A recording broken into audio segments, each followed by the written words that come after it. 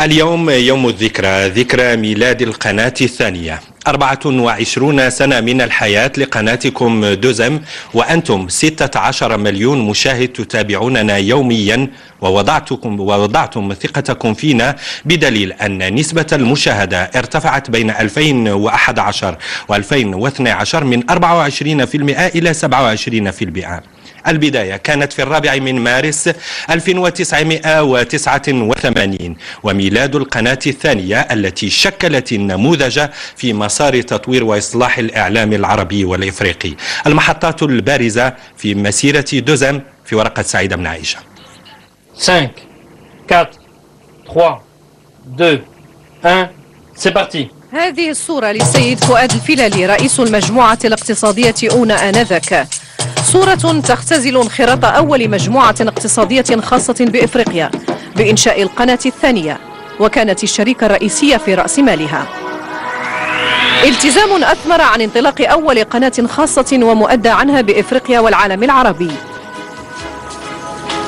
مشروع مهم رأى النور بفضل إرادة الراحل الملك الحسن الثاني ورغبته في انفتاح المغرب على العالم،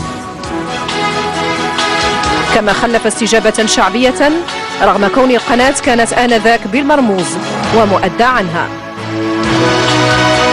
شبكة برامجها كانت موضوعاتية تقتصر على السينما والرياضة.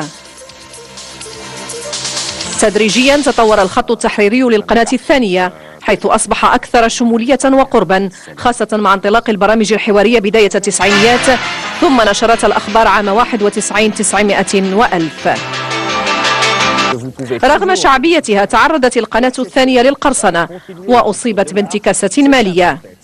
7 سنوات بعد انطلاقتها المجموعة المساهمة أونا تنسحب من رأس مال القناة الثانية لتفسح المجال للدولة بحصة 68% عام 96 900 و1000. عام بعد ذلك تحولت القناة الثانية من البث بالمرموز إلى البث بالواضح في منعطف تاريخي للقناة، لكنها بالمقابل وسعت بثها واستقبالها على مستوى التراب الوطني نهاية التسعينيات لتعيد بذلك تموقعها. كما ساهمت القناة الثانية في دينامية وحركية سوق الإشهار وتثمين مهن الإنتاج السمعي البصري. قناة عمومية ترفيهية إخبارية ومعرفية، هكذا حافظت القناة الثانية على ريادتها في المشهد السمعي البصري، وكذا بفضل الإثراء والتنوع اللغوي العربي والأمازيغي والفرنسي. اليوم دوزم هي القناة المغاربية الأكثر مشاهدة في العالم عبر أقمارها الصناعية وشبكة الكابل، مكانة تعززت بفضل مكاتبها 13 وكفاءتها المهنية الناذرة بالمنطقة.